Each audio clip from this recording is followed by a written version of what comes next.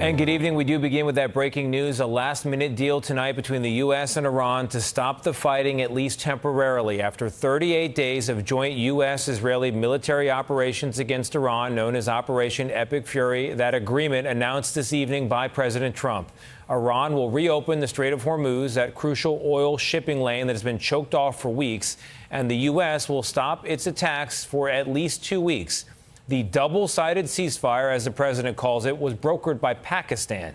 After multiple delays, the president had given Iran's leaders until 8 p.m. Eastern to reopen the strait or else, threatening attacks on power plants, bridges, and more. Let's get right to senior White House correspondent Weijia Jiang for more on all this and the absolute latest. Weijia, good evening. Just this morning, the president was threatening to follow through with a massive bombing campaign against Iran. So what changed?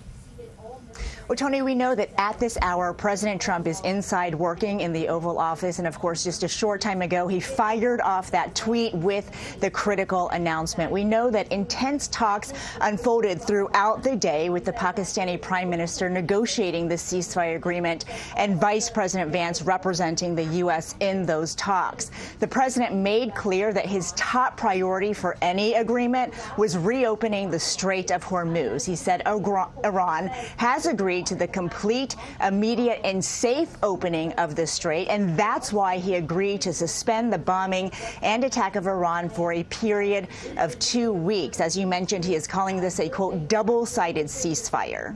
So, Weijia, the details matter here. What happens now?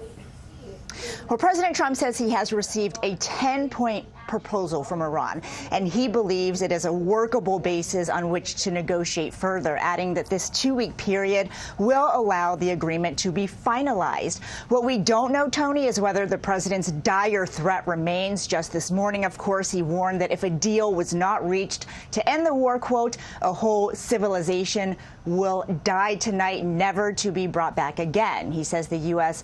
has a plan to bomb Iran's bridges and power plants, which has raised concerns among both Democrats and Republicans because, of course, that is civilian infrastructure. Tony, we should note that as of this hour, though, we have not heard from Israel or from Iran, and the Pakistani Prime Minister says that more details will come in due course.